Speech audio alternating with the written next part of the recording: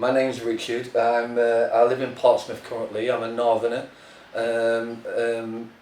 Came from Sheffield, and I've lived here now for about 17 years, and I'm really grateful that I'm clean of all mind-altering substances today. And next month in August, I'll be celebrating 17 years in recovery. And what happened for me certainly is that drugs and alcohol became a solution to the problem, because the real problem was never drugs and alcohol. The real problem was always me, and there was something in terms of how I thought that created what I felt, that then created what I did, in terms of my behaviour. And it's a very simple cognitive behavioural therapy: thinking, feeling, doing. Thinking, feeling, doing. And and I got caught in this cycle, and it was like specifically when the first time I took heroin, it was just like my mum came and put her arms around me and said that everything was going to be okay, and it just felt warm, and I felt at home, and I just felt okay within my own skin, and because I always felt really uncomfortable.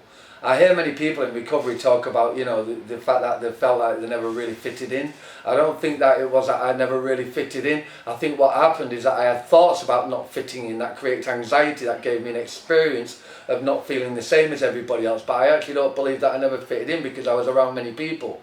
And I think this is a difference, for me, is fundamentally is being about trying to get and be with, factual stuff. What is? I still have many thoughts today that arise that tell me I'm not good enough, or I'm different, or I'm not going to be able to achieve this, I'm not going to be able to do this. And what happens is I become so identified with them that I start to believe that this stuff that's arising in my mind is truly who I am. And yet all it really is a thought. And it's like, and there's a real difference between having a thought saying I'm not good enough and being not good enough. And if I can identify that and not get too identified with the idea that I'm not good enough, all I then get to notice is I'm having a thought about not being good enough, and it's completely different. And I never knew any of that, because I was so attached to everything in my mind that was arising that I thought it was my truth, and I didn't know there was anything else. And now I've learned how to be able to have thoughts rather than be thoughts. It's a little bit like, your feelings as well. Are feelings having you, or are you having feelings? Feelings is something that just, as us, can run many people around. Our compulsion to act in certain ways comes as a result of what we're feeling. And yet the feeling, for me, it's like if I'm having the feeling rather than being the feeling, all I'm doing is noticing I'm having feeling. And now I'm starting to get a real idea about just allowing things to be and not getting in the way. So, these are the things that I've learned. But as I said, for people that may be using, I used for around 24 to 27 years. I can't remember, 11 to 38, whatever amount of years that might be.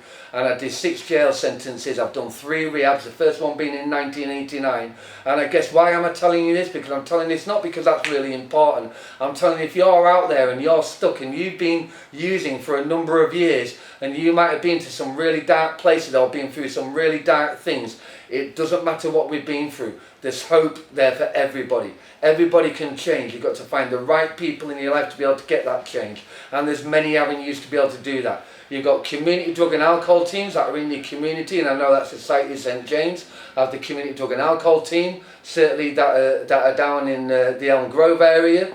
And then apart from that, you've also got the fellowship. So certainly in Portsmouth area, and for many of the areas nationally, internationally, and around the world, you've got AA, CA and NA, and they're a 12-step fellowship where they have meetings virtually every day where people come together and work through the principles of the 12 steps. Outside of that, there's a lot of peer-led initiatives. And then you've got rehabs. I work at a rehab today, but I'm very fortunate to still being able to create value in the lives of people, including the staff, which is primarily really where, who I deal with more than the clients today. But I work at the Addiction Recovery Centre in Portsmouth, and we'd be glad to be able to help at any time. And it's been lovely to be able to talk, and I'll leave it there. Thank you.